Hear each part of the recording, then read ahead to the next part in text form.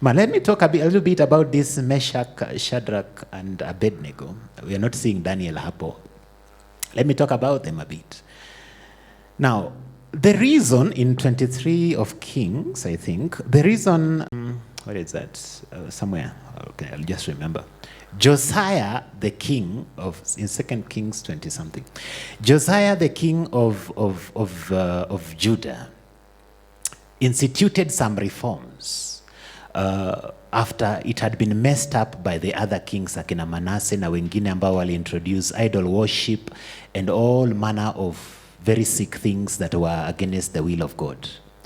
Now, one of the things that he did was to destroy the idols that had been put in place by these kings. The worship of idolatry in Israel was the reason God got so incensed, like he decided now they will go to exile. Now, hawa watu wanajua wametoka kule kwao wakaletwa hapa kwa sababu ya sins fulani. Sindio? They know.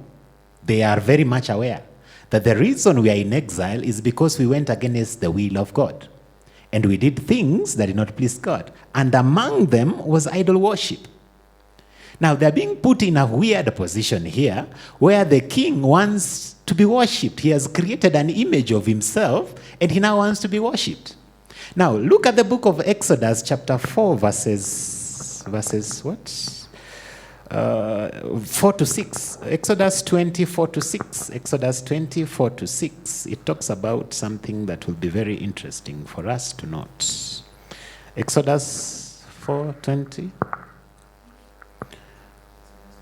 Oh, sorry. Exodus 24 to 6. Exodus 24 to 6. I have it somewhere if you haven't got it.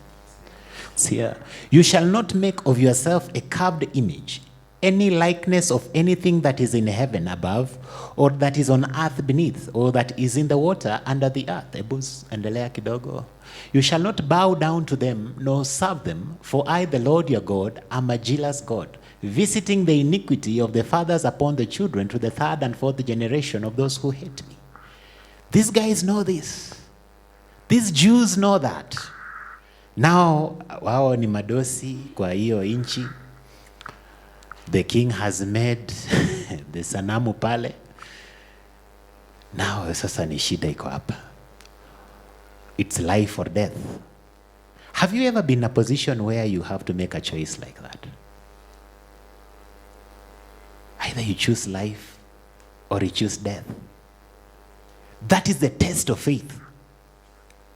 Ukisikia mtu akisema, you know, I'm a faithful person. Sasa ndio hii. Hii sasa hii part hii hapa. Choose to go ahead and bow and be on the opposite side with God, and he visits the iniquity, all right, like we have read, or choose to worship man and live and continue to enjoy whatever you've been enjoying. Are we ever in situations like those? Kazi ndio hii. We only have to. By the way, I tried to get into the army 4 times. Ya mwisho niliambia kwenda kabisa usirudi. If you have been there, you know what happens. You know, tumekimbia tumefanya hizo vitu zote lakini they are not very much interested in that. They're interested in something else that you don't have, all right? That you are not willing to give. Sindio? Have you ever been in situations like those? Aki job ndio hii. You guys will be going to the job market. Ndio hii. Lakini. Do you have a bribe? Only 50K. Alafu hii job ni yako.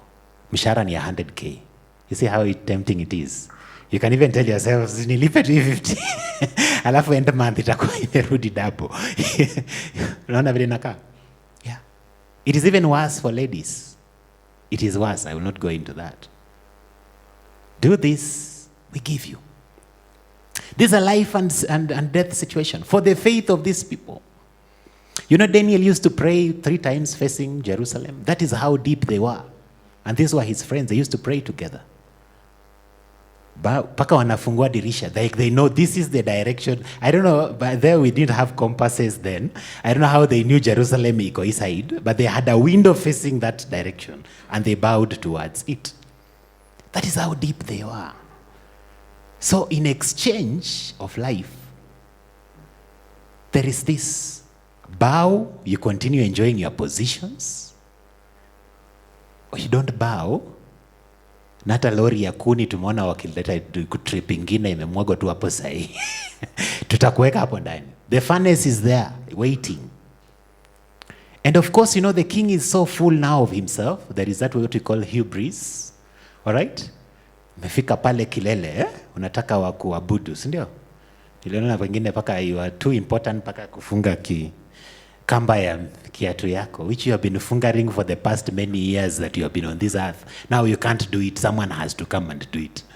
All right? You are important. The king is like, wabao. If they're not bowing to Chome.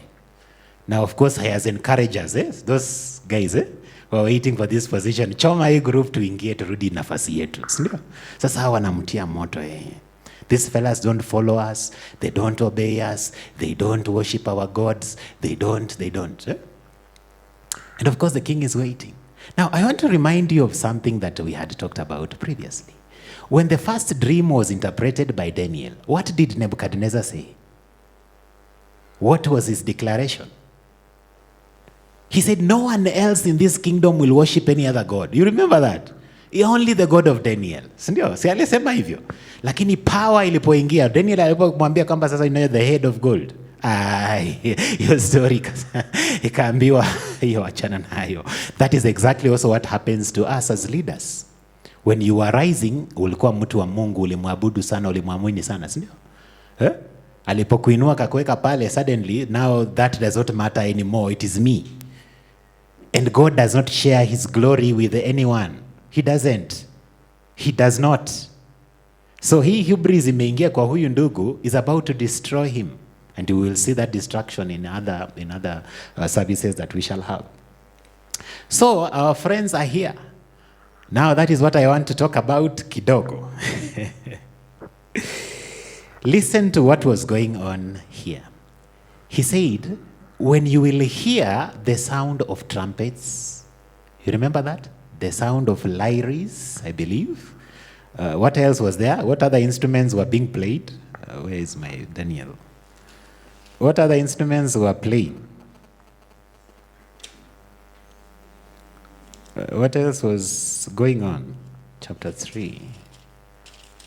Aya, mumesahau instruments zilikuwa zinachezwa. Where is it? Yeah, they're here. Yeah. So at that time, when all the people heard the sound of the horn, there was a horn, the flute, the harp, the lyre, the symphony, and with all kinds of music, all the people, nations and languages fell down and worshipped the gold image which King Nebuchadnezzar had set up. Now, where do we hear these kinds of instruments? Where? Where would you likely hear flutes, tambourines, whatever it is, symphony, bass guitars, for those who play bass guitars, harp? Where would you where would you hear that? In church. Sindio? So there was an element or an aura of worship that is supposed to be going on here. Sindio? So actually this is like a service of some sort. Like you're supposed to be bowing, like you're bowing, like you come here and bow before God when you hear that kind of song. Sindio? So that's what was happening. Nebuchadnezzar wanted himself to be worshipped by these people. He wanted a service to go on and the nations to worship him. It's the typical USA today, all right? Babylon was like the typical, like the USA today. It was the leader of the whole world, all right? The most powerful, the most everything. So he wanted himself to be worshipped by all the nations of the earth, and people were supposed to bow to him, all right? And God does not entertain that kind of thing. So what happens here? Now that he wanted himself to be worshipped, let us look at the book of John chapter 4, verses 24. John 4:24. John chapter 4, verses 24. That is funny. I just opened it like that na ikafunguka hapo. God is spirit. All right? He's a spiritual being. And those who worship him must worship him in truth. And in what? In spirit. Truth. knowing the truth of God will keep you from making mistakes like these guys could have made. All right? Knowing the word of God will keep you from engaging in activities that actually take the glory of God from God. You will not pay that corruption fee. You will not do all those crazy things that you are pushed to do because you know the truth of God. If he said he will save you, he will save you. If he said he will give, he will give. If he said, I do not share my glory with anyone, he said it. It is what he has said. And that is what these young men, the Jews, knew. The truth of God. They knew the truth of God. They knew the word of God. They knew what he says in Exodus. You shall not bow before any other god or worship any other thing. He knew it. And they knew it. And it worked for them. Now, and of course, we can also look at the book of Romans, if it inaweza ikapatikana kwa haraka before I continue. Romans 12, 1 to 2. Romans 12, 1 to 2. Quickly now. 12, 1 to 2. I got it. It's here.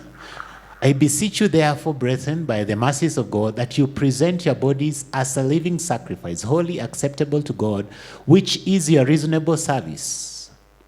And do not be conformed to this world, but be transformed by the renewing of your mind, that you may prove what is that is good and acceptable and perfect will of God. And you can only do that if you read the word of God, if you know the word of God.